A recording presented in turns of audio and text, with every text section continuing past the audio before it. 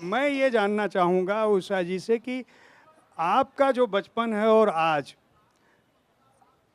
आपका बचपन राजनीतिक रूप से, सांस्कृतिक रूप से, शैक्षिक रूप से बहुत महत्वपूर्ण रहा और जो डॉक्टर सूर्यबाला जी की जो सबसे बड़ी बात है, जो बात बीच में कहीं छूट सी गई है, आपको इन सारी चीज़ों में जिस बात ने बांध के रखा था वह थे शब्द, वह थी शिक्षा, वह थी पढ़ाई। वह 12 इंच का घूंघट 7 समंदर पार कौन देश को वासी तक इसलिए ले जा सका क्योंकि आपकी बुनियाद बहुत मजबूत थी। वो शब्द जो आपके दिमाग में थे, उन्होंने आपको एक ऐसा विराट संसार सौंपा जिसे समंदर की लहरों की उछाल भी नहीं रोक सकी। मुझे लगता है आपका जीवन कोई इससे बहुत इतर नहीं था। मुझे मालूम है आपके बचपन और उनके संघर्ष के बारे में। तो मैं ये जानना चाहूँगा, जैसे सूर्यबाला जी ने कहा, वो जो विकास यात्रा है और वो जो ज़िंदगी के मेले हैं, ये नाम जब हम चुन रहे थे तो हमारे दिमाग में था कि आप लोग हमारे लिए, आपने कहा कि ये तीसरी पीढ़ी हमारे सामने बैठी है। तो जो इनके पहले की पीढ़ी है और उससे पहले की पीढ़ी जिसने पढ़ पढ़ के बड़े हुए, हम लोग पढ़ पढ़ के बड़े हुए आपकी रचनाओं को, तो ये जो मेले बढ़ते गए आपके जीवन के, वो कैसे, वो यात्रा कैसी है उसके बारे में बताएं। धन्यवाद जयप्रकाश जी। और अभी अभी दीदिया ने जिस संघर्ष की बात कही, तो संयोग से हमारी दीदिया का और मेरा संघर्ष लगभग उस मामले में एक ही जैसा था कि हमें नहीं पता, लहरों के सहारे बढ़ते चले जा रहे थे और अभी किशोर भी नहीं हुए कि हमारे पिता गुजर गए। तो पिता के नहीं रहने से उस समय में क्या कष्ट होता होगा ये आप लोग सब समझते हैं। संपन्नता विपन्नता तो पिता के रहते और उनके काम करते होती थी, क्योंकि एक व्यक्ति करते थे। मेरे साथ थोड़ा अंतर ये था कि हम कृषि, यद्यपि मेरे पिता स्वतंत्रता सेनानी थे और उस तरह का काम करते थे, लेकिन कृषि संपन्न थे, खेत था। तो खेत एक साल बंजर रह सकता है, लेकिन अगर माँ है और वो खेत करवा सकती हैं, कर सकती हैं, तो बस वो दिक्कत नहीं हुई और वो संपन्नता रही उस मामले में। और जब अनाज आपके पास है तो किसी और चीज़ की ज़रूरत नहीं। वो उस समय से लेके आज तक मैं यही सोचती हूँ कि सबसे बड़ी शक्ति अनाज है, तो अनाज हमारे पास था अपने परिश्रम के बल पर। बहुत कुछ ऐसा होता है कि हम जानते ही नहीं हैं।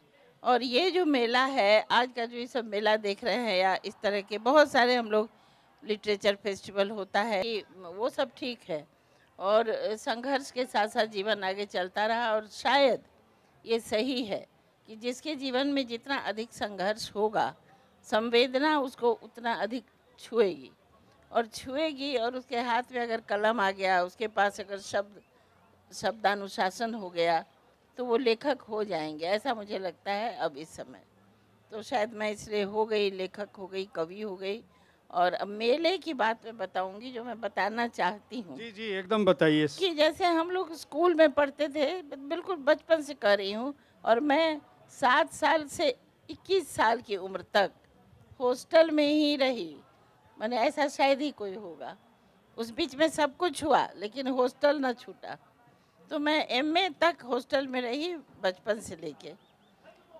उस हॉस्टल में रहने के दौरान भी हम लोग के यहाँ ये बहुत उत्साहवर्धक विषय था कि एक आध हॉस्टल में तो अंग्रेज लोगों का शुरू किया हुआ था, लेकिन वहाँ भी एक हिंदी का विशेष, ये कविता और कहानियों का कुछ याद करो, बोलो, अंताक्षरी पढ़ो, ये सब होता था। तो उसी समय से साहित्यिक रुचियाँ तो मेरे घर में थीं। साहित्यकारों का और राजनेताओं का उस ज़माने में एक दूसरे से बड़ा संबंध था, तो वो हमारे घर में होता था। मगर स्कूल में भी और हॉस्टल में भी ये सब होता था कि एक दिन शनिवार को हम लोग हिंदी के लिए 1-1.5 घंटा रखते थे, और जो बच्चों को रटने के लिए दिया जाता था। और रट रट के हम लोग साहित्य से बड़े ही माने एक दूसरे को के साहित्य को और साहित्य से हम लोग इतने ज़्यादा निकट हो गए थे कि वो एक जीवन का अंग हो गया था। ये एक मेला वहाँ से हमको याद है। फिर हम लोग जब हाई स्कूल वगैरह में गए तो यूथ फेस्टिवल शुरू हो गया था। और जैसे हम लहेरिया सराय दरभंगा का एक हाई स्कूल हमारा था और हॉस्टल था, तो हम लोग पूरे लहेरिया सराय और दरभंगा के जिला के पूरे कमिश्नरी के साथ स्कूल का एक स्थान पर ऐसे ही मेला लगता था। छात्र छात्राएं रहते थे और हमारे स्कूल के हॉस्टल में जो दूर दूर से लड़कियां आती थी वो रहती थी। और ऐसे ही साहित्य का वातावरण, ठीक है कितना गंभीर वातावरण नहीं होता था, लेकिन साहित्य का वातावरण होता था। उसमें कुछ स्वरचित भी बच्चे पढ़ते थे। तो ये मेला देख करके, चूँकि अब बूढ़े लोगों को ज़रा पुरानी बातें ज़्यादा याद आती हैं, तो मुझे अपना वो प्राचीन मेला याद आता है। जब दरभंगा में नॉर्थ ब्रुक जिला स्कूल था, अभी भी है वो, उसमें जब होता था मेला, तो उस मेला को हम खूब एंजॉय करते थे। उसी तरह हम आपके इस मेला को देख रहे हैं कि उसी का एक विकास है। और हम एक इस जिला के छोटे स्कूल के मेले की चर्चा करते हैं, छोटे स्कूलों के, और यहाँ पर आपका एक मीडिया हाउस है और ये भारत की राजधानी है। बस इतना ही अंतर है और सब मुझे वैसा ही मज़ेदार लगता है, अच्छा लगता है। बहुत गहराई में जाने की मुझे ज़रूरत नहीं है।